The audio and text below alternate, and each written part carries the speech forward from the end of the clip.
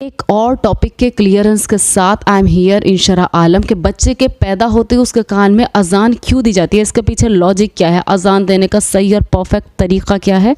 अगर बच्चा हॉस्पिटल में पैदा हो और मशीनों में रखा हुआ हो तो अजान देने का तरीका क्या है। Every point which is needed to know about बच्चे के कान में अजान देना। So the first point is बच्चे के कान में अजान और अकामत कहना सुन्नत है। पहली चीज़, कोशिश ये करना चाहिए कि बच्चे के पैदा होने के बाद जल्द अज जल्द उसके कानों में अजान और अकामत कही जाए, ताकि बच्चे के कान में जो पहली आवाज़ जाए वो अल्लाह और उसके रसूल का जिक्र हो।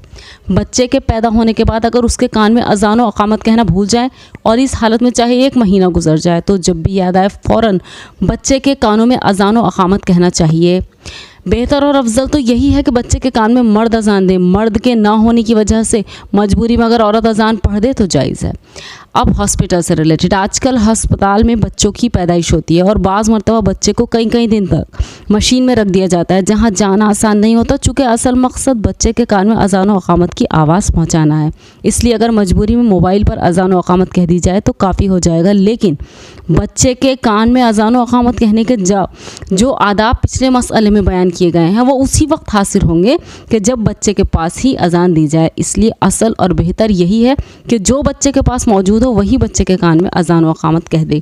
अब अजान और अकामत कहने का तरीका क्या है। पहला पॉइंट, बच्चे को दोनों हाथों में लें, अपना रुख क़िबले की जानिब, बच्चे को क़िबले की जानिब करें। उसके बाद बच्चे के दाएं कान में अजान और बाएं में अकामत कहें। हय्या अलस सलाह पर चेहरा थोड़ा सा दाईं जानिब और हय्या अलल फलाह पर बाईं जानिब फेरें। बच्चे के कान में अजान देते वक्त अपने कान में उंगली डालना ज़रूरी नहीं है।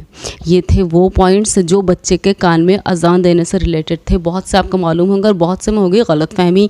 आई होप दी ऑल गलतफहमी विल बी रिमूव नाउ। जज़ाकल्लाहु खैर।